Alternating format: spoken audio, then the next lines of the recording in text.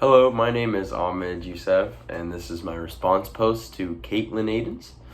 And that is, liberalism and other forms of interdependence cannot create world peace. Throughout her piece, she made quite a few valid arguments, and one of them would being humans are naturally power hungry, and individuals may seem rational on one side, yet irrational on another side. And with that being said, like when a country grows economically, their military tends to increase in size naturally. Individuals by themselves tend to create their own morals, but once they're gaining power, these morals can begin to fade in an effort to maintain or gain power in general. She talks about how the lust for power into rationality of the individual.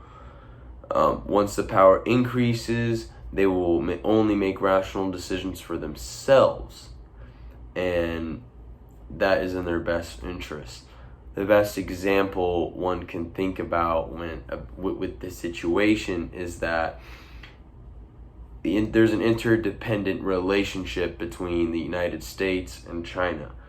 And they're both widely known with massive world leaders, both very heavily interested in trade and the overall import and export from one to another, as they support each other's GDPs and economies.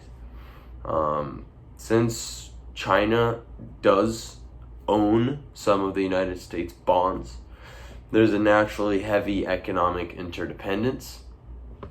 So they both need each other at the end of the day. Even though China owns those bonds, they both need each other. And since China does, according to Caitlin's theory, the rise in China's economic growth resulted in a proportional rise in their military. And one may say, okay, they're clearly getting more powerful and they're clearly expanding their army, so they're clearly therefore gonna get more violent.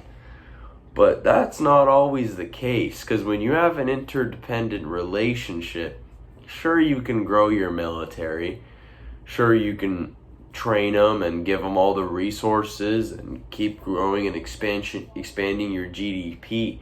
But when you have self-interest on the table, especially in the modern day like today, where globalization is huge and every country is dependent on another for something.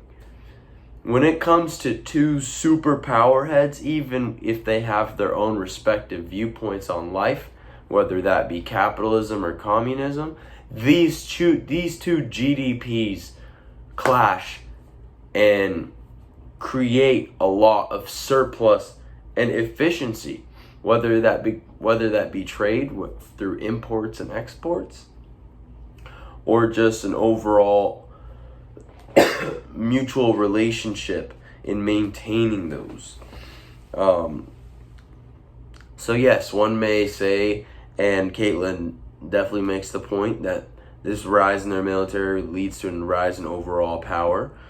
But my rebuttal per se would say that this relationship kind of reminds me of Russia and the United States and the Cold War era, where there were two dominant countries trying to assert more dominance and power over the other, and nothing was done. No one took action, thankfully, as both sides knew that it wasn't in their best interest to start something with each other in the long run. Sure, going to war may make the leader seem more powerful and tough. Yes, people are power hungry, but Caitlin, I do agree with your points as they are logically sound and backed up, but at the end of the day, the true self-interest of these leaders is self-preservation and the safety of the nation, and not raw lust for war and violent expansions.